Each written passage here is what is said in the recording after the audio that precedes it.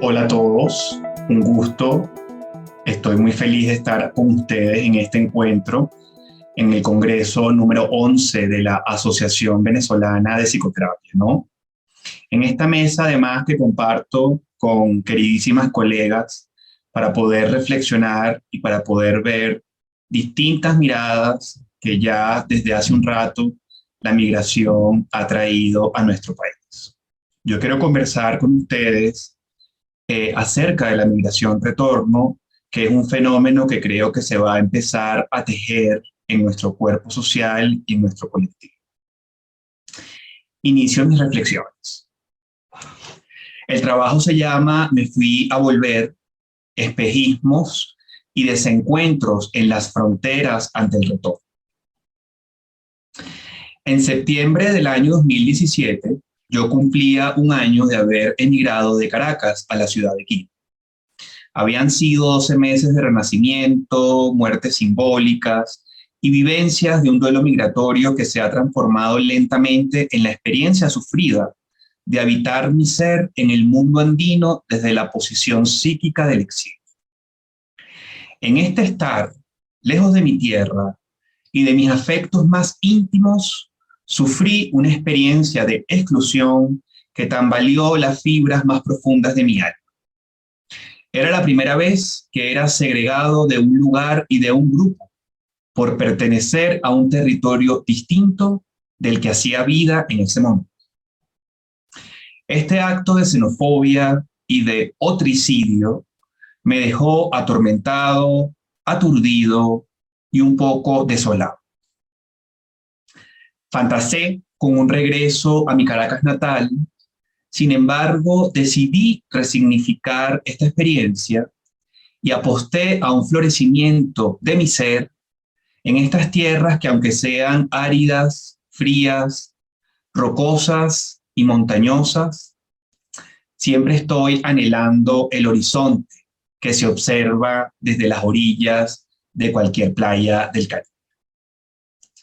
Al transcurrir un par de meses de este incidente, en un evento académico en una universidad de Quito, escuché a un hombre local decir la expresión "se fue a volver".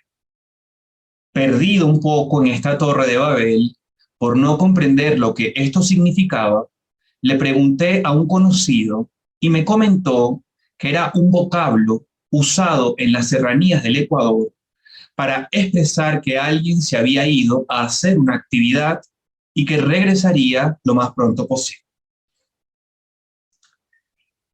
Desde el año 2015, yo realizo investigaciones en el campo de la psicología y del psicoanálisis migratorio. Y estoy consciente que uno de los duelos a los que se enfrenta un migrante es el relacionado a perder la lengua materna y también los modismos verbales del lugar de origen. En mis indagaciones sobre el fenómeno migratorio, meses más tarde, aquí en Quito, Ecuador, en el año 2018, encontré el libro editado por Diego Falconi, cuyo título es Me fui a volver. Narrativas, autorías y lecturas teorizadas sobre la migración en Ecuador. Esto es un texto académico que narra distintas miradas de la migración ecuatoriana, luego de un acontecimiento histórico que sufrió esta nación.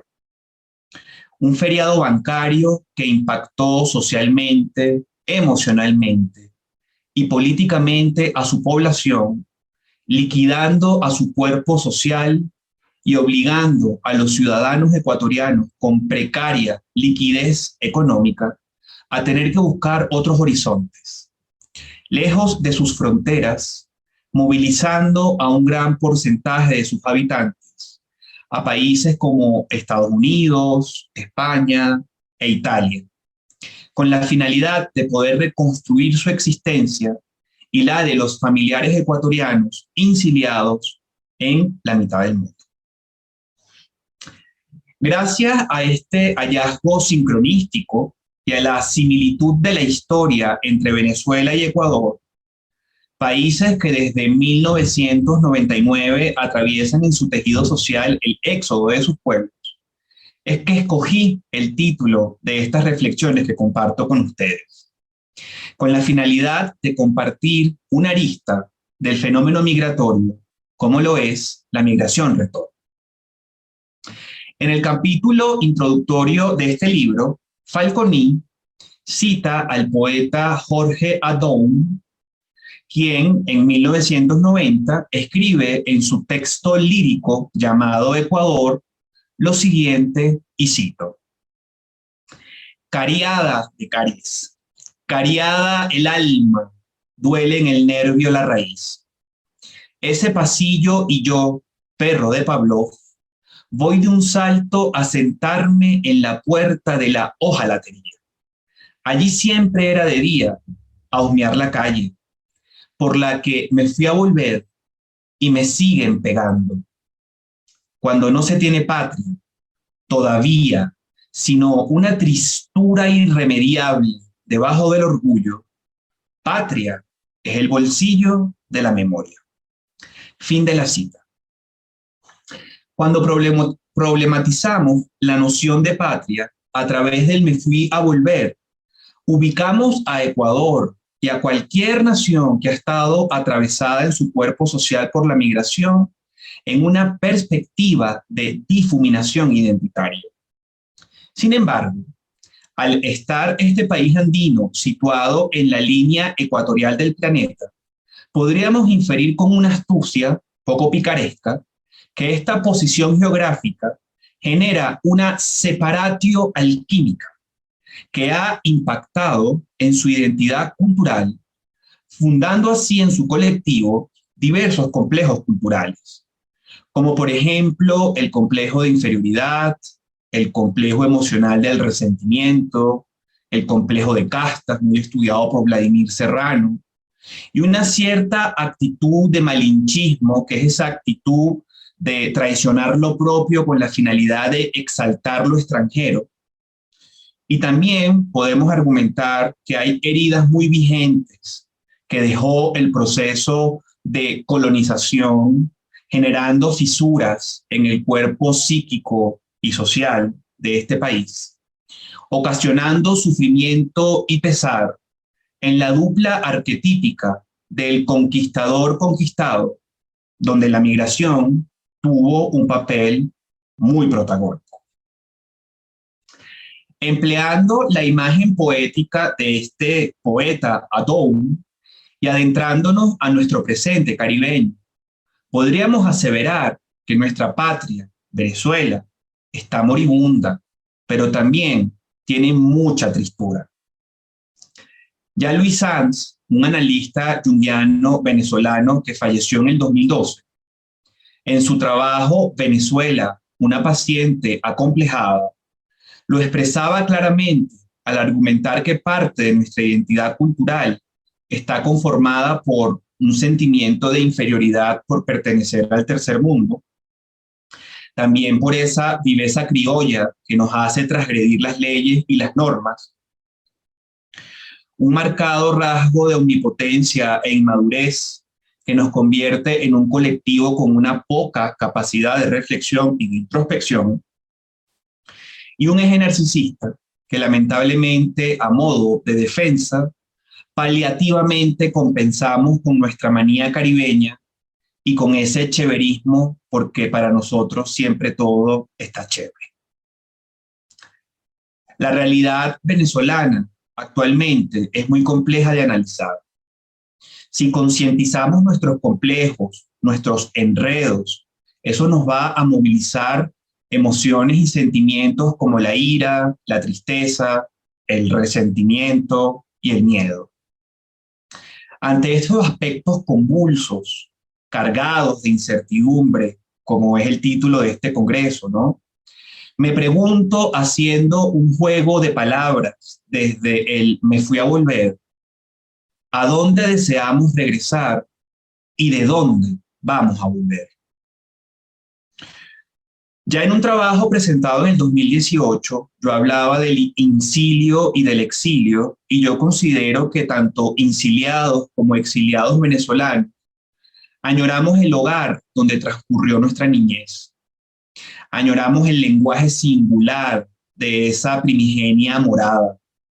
a esa gran madre protectora, contenedora, abundante y rica en su diversidad geográfica, que desde hace 24 años ha sido muy maltratada por un régimen político que la ha violentado, la ha acomplejado y ha generado daños en sus procesos cognitivos y en su memoria histórica.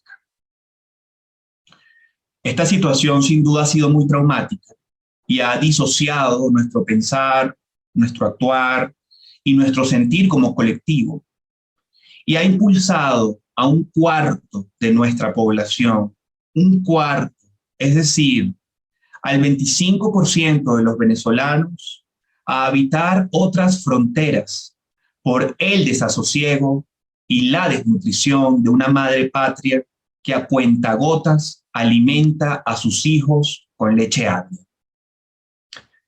Incluso miles de venezolanos, por no tener otra opción, han abandonado su tierra natal con la finalidad de sobrevivir o de morir, atravesando infiernos que desearíamos fueran espejismos, como es el Hades de la selva del Darién. Me pregunto, ¿este escenario podría simbolizar a los nuevos Marielitos del siglo XXI? De ser positiva esta respuesta, considero que serían aspectos muy sombríos que estaría exhibiendo nuestra historia contemporánea, representando ese hecho histórico que ocurrió en 1980 en el puerto Mariel de Cuba. Un hecho súper significativo también de la Revolución cubana. El psicólogo y escritor cubano Evelio Traba, colega, psicólogo y también letrado con maestrías en letras, en su novela Vendrás conmigo, un texto que narra la travesía terrestre de un grupo de migrantes cubanos que viajan desde Quito hacia ese llamado país de los malos, Estados Unidos, describe que al ser migrante uno debe tolerar las vicisitudes que trae el desamor por hacer vida lejos del país natal. Y también señala que el exceso de apego no permite afrontar las realidades de una bitácora tan compleja como es la migración forzada. Un movimiento físico que ubica a esos migrantes de otro mundo en la incertidumbre absoluta y en los espejismos de la ficción. Es decir, en un estado de sedación de la conciencia para no sufrir lo que la propia realidad impone, por muy dolorosa que sea. En parte de su argumento, Evelio nos trae una imagen que nos hace vivir en caliente parte del viaje de sus personajes, dejándonos la sangre helada y fría. El autor en su texto nos relata, y cito, Indira toma aire brevemente para poder seguir subiendo en la irregularidad del terreno. Y en una vegetación con raíces salientes y troncos de árboles jóvenes que nos sirven de asidero en medio del vértigo. Lo que más me molesta es el fango y los ríos de agua que son parte de este camino. Hay de todo en esta subida: envases de plástico, brazos de muñecas, gorras, pantaletas íntimas manchadas, ampollas de dipirona, bulbos de insulina, blísteres de enalapril, silbatos, linternas, cargadores de celulares, latas de sardinas abiertas, en fin, un concierto de agonías y desfallecimientos, un rastro casi secreto de una lucha feroz contra el destino. Fin de la cita. La selva del Darién, como cualquier otra, tiene sus secretos y sus misterios. Y las migraciones transnacionales ocultan un lado muy sombrío, como son sus costos millonarios, la trata de personas, estas rutas de ilegalidad y el personaje del coyote, que en algunas mitologías lo asocian a la mascota del diablo.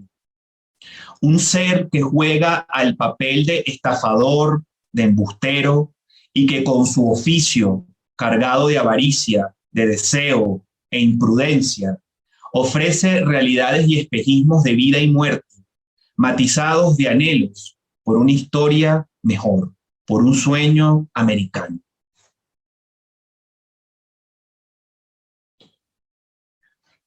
Este desasosiego, bueno, nos confronta con el miedo, con el dolor y la muerte. Y es a través de estas emociones en donde nos encontramos en las fronteras hostiles de nuestra condición humana. El rosario de desdichas también lo conforman las noches sin luna, en donde en este campo santo individuos mueren repentinamente en medio del camino. Chicos y chicas son violados sexualmente y despojados de lo poco que portan por grupos insurgentes que habitan esa tierra de nadie. Y padres en desespero se tiran al abismo cuando se dan cuenta que sus hijos, esos que llevan en brazos, ya no respiran y no tienen vida. Todos los caminantes, antes de entregarse a la vida o a la muerte en la selva del Darién, reclaman la ausencia de una mirada humanitaria, una mirada contenedora y que estimule al eros y no al otricidio y al fratricidio del que estos sujetos son víctimas. Yo estoy consciente como psicólogo y como psicoterapeuta que las dinámicas humanas y los flujos migratorios se modificaron drásticamente después de la llegada del pequeño invasor que nos enfermó e infectó a todos en el año 2020. El miedo y la incertidumbre han marcado nuestro presente, forjando sociedades de miedo, con habitantes de localidades que han perdido sus ilusiones, y esto ha traído una pandemia cada vez más visible, como es la causada por la depresión y por la angustia. Los riesgos del miedo es que paralizan nuestro desarrollo personal. El miedo suscita recelo, desconfianza, rabia contenida, y aunque en ocasiones es restaurador, si nos dejamos habitar mucho por esta emoción nos petrifica e impacta en nuestra identidad, en la que cada vez más nos cuesta reconocernos. Esta fue quizás la emoción que ha movilizado a muchos a partir de sus tierras, pero también es la emoción que ha petrificado a otros a continuar en sus fronteras. En relación a estas reflexiones, yo considero que la agenda política en Venezuela en mucho tiempo ha estado matizada por la opresión y por la construcción de una sociedad del miedo. Sin embargo, el último año yo he evidenciado una campaña comunicacional por medios digitales bajo un lema: Venezuela se arregló. Un lema que anima a los que vivimos fuera de esas fronteras del país caribeño a retornar a nuestra madre patria. En diciembre del año pasado, de 2021, yo viajé a Caracas, luego de unos 5 largos años lejos de mi casa. Y mi sensación de observador reflexivo, de psicólogo, de terapeuta crítico, me dejó la impresión de que ha existido una migración en parte de nuestra ciudadanía. De una sociedad del miedo nos hemos ido moviendo y trasladado muy rápidamente a lo que el filósofo Byung-Chul Han llama una sociedad paliativa. Y en el caso de Venezuela, lo que yo pude ver en Caracas es una sociedad que exhibe un país maquillado, lleno de burbujas, de bodegones costosos, ciudades llenas de conciertos musicales y el uso de una moneda extranjera que ha dolarizado a nuestra economía, quizás con la finalidad de oxigenar y calmar el dolor y el sufrimiento traumático psicosocial que se ha tejido en nuestro colectivo. Byung-Chul Han, en su libro, que así se llama, Sociedad Paliativa, nos relata que en el fondo estamos atravesando tiempos en donde impera una fobia al dolor. Estamos ahorita habitando ciudades en donde se gestan dinámicas relacionales y políticas cargadas de una conciencia anestesiada permanentemente. Tengo temor porque en la sociedad paliativa, la sociedad se rinde ante su opresor como un mecanismo de supervivencia para no poder contactar con la debilidad.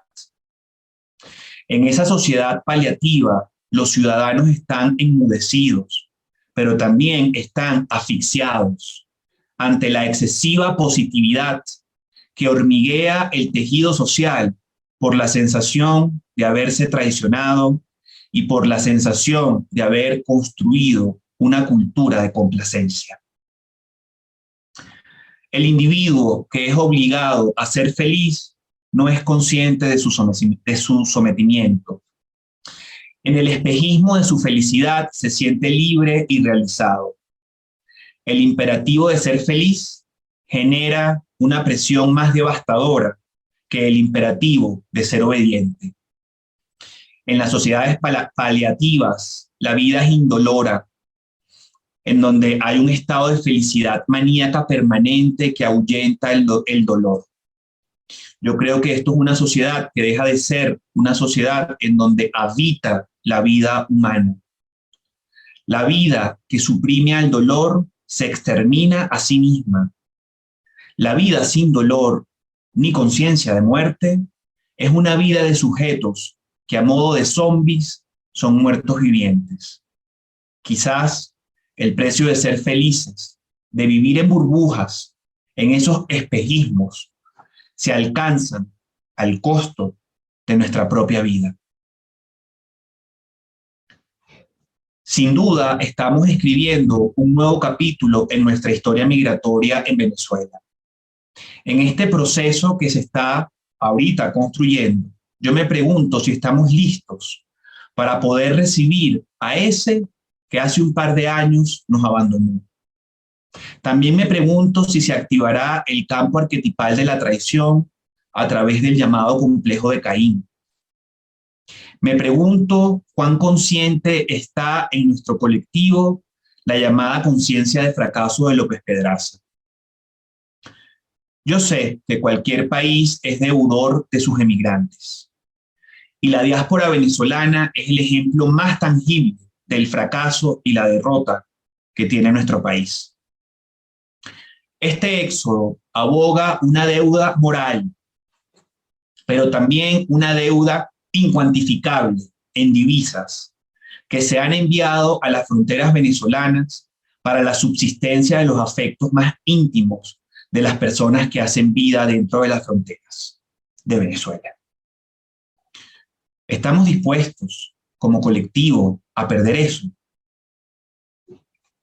Queridos colegas, queridos amigos, yo sé que hay preguntas, realidades y verdades que nos interpelan mucho y que nos hacen sacar incluso sangre. En su regreso a Ítaca, un texto maravilloso de Padura y de Laurent Cantet, ellos relatan un diálogo entre 5 amigos que se reúnen en una terraza de un edificio de La Habana para festejar el inesperado regreso de uno de ellos luego de un exilio de 16 años en tierras españolas.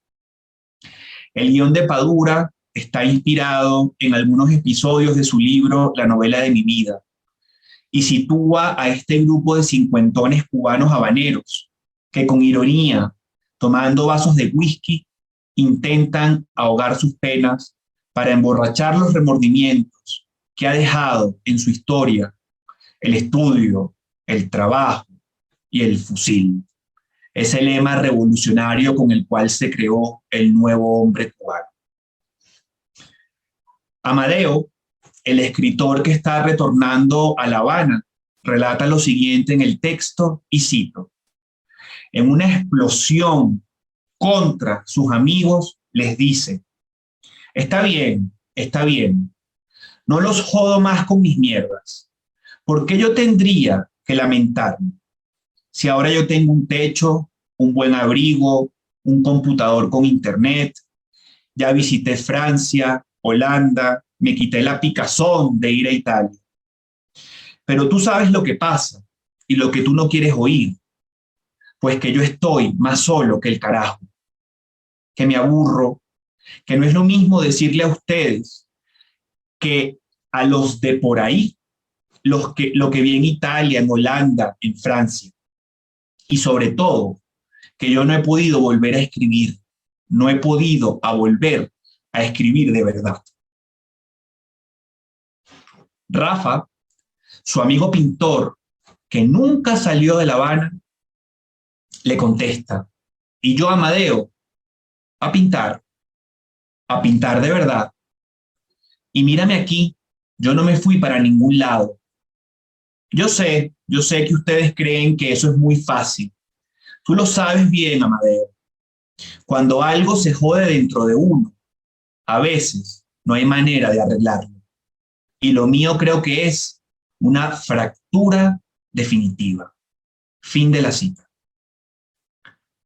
La fractura en el vínculo de las relaciones expuestas en el diálogo de los personajes de Regreso a Ítaca refleja el anhelo que se vivencia cuando no se tiene y refleja que deseamos y que apreciamos aquello que hemos perdido.